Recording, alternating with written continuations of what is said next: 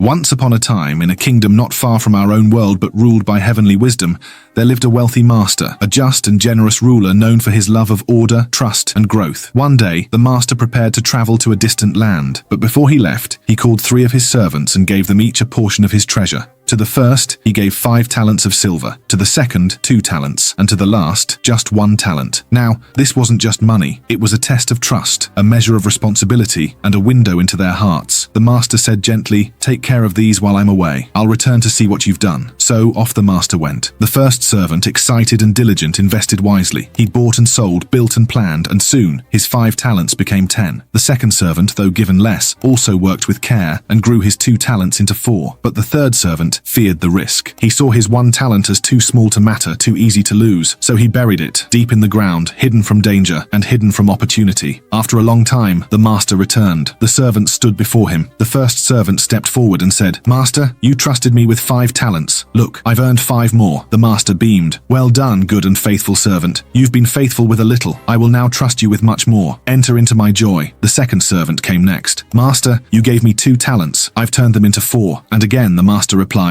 "Well done. You were faithful with a little. Now more will be given." Then came the third servant. He nervously said, "Master, I knew you were serious about your treasure, so I hid mine in the ground. Here, it's safe. I didn't lose it." But the master's smile faded. "You knew I expect growth and wisdom. Even if you feared risk, you could have at least put it in a place to earn something. You did nothing, not because of caution, but because of lack of honor for what you were given." And so, the master took the 1 talent from him and gave it to the servant who had 10. Because in this kingdom, whoever is faithful with little will be trusted with much, and whoever is careless with little, even what they have will be lost. This isn't just a story about money, it's a story about honor. Whether you earn £10 or £10,000, whether you run a small online shop or just get by paycheck to paycheck, what matters is how you treat what you've been given. God doesn't bless us based on what we don't have. He looks at how we treat what we already have. Your integrity with £100 says everything about how you'll manage £100,000. But why was the master so harsh with the third servant? After all, he didn't steal the money, he didn't gamble it away, he just did nothing. Yet that nothing was rooted in fear,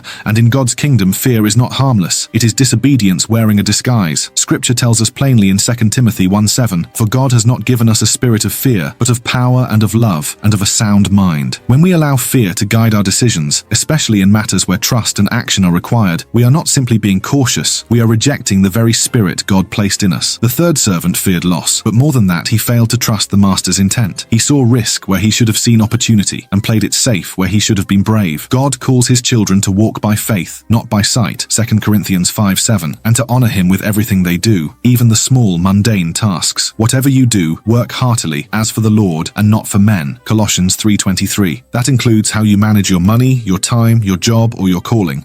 He desires your obedience, not just in prayer or worship, but in faithful, bold stewardship. In Proverbs 3:5-6, we are instructed, "Trust in the Lord with all your heart, and lean not on your own understanding. In all your ways submit to him, and he will make your paths straight." That means even when the amount seems too small, the salary too insignificant, or the platform too tiny, offer it in faith. Sow it with courage, because all things work together for the good of those who love God, who are called according to his purpose. Romans 8:28. God does not bless hiding, he blesses honoring. And those who are faithful with little, whether it be £10 or 1 tiny talent, are the very ones he trusts with much.